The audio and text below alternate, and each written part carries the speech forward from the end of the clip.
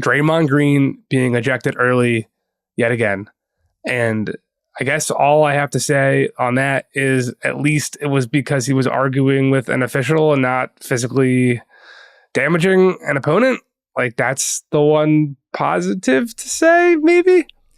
Yeah, I mean, baby steps, right? Baby steps in terms of we're all trying to get better. We're all working on things. As Kelly Oubre said, we're all trying to, represent God in the best way we can. And, Draymond didn't get there last night. Yeah, no one got yoked. So there's something to be said for that. You could just see it was less than 4 minutes into the game. And the Warriors have been...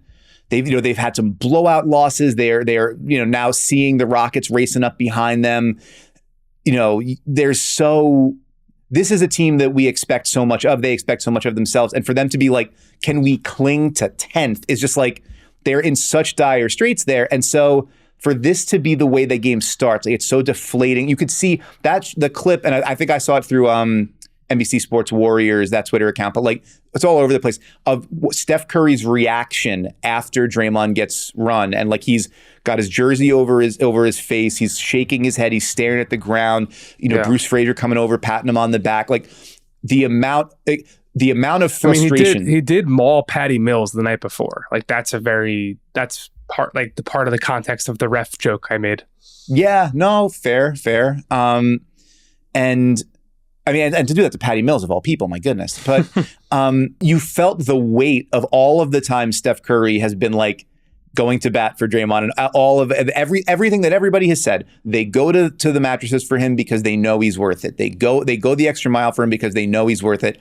And I know I've written about it earlier in the season. We've talked about it ad nauseum, that feeling of he is the person who gives them their sort of snarl and their edge, and also just high level defensive play that was absent when he was gone. He makes the offense click in a different way. But then when the double-edged sword cuts you like it did there, you could just see how hard that was for Steph.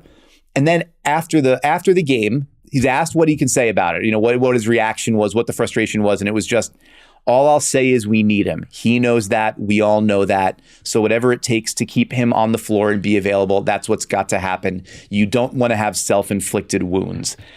And that's the state of affairs for them. Like they cannot afford them. They have left themselves no margin for error in that, due in large part to how much of this season has been a self-inflicted wound incurred from Draymond Green. And they're able to pull out the win. The next thing Steph said after that, though, was like how extremely proud he was of everybody else that pulled in the same direction to get that win, to bounce back after that deflating ejection and get them moving in the right direction, is to take that win. That's the kind of stuff you hope they hope to be able to build on.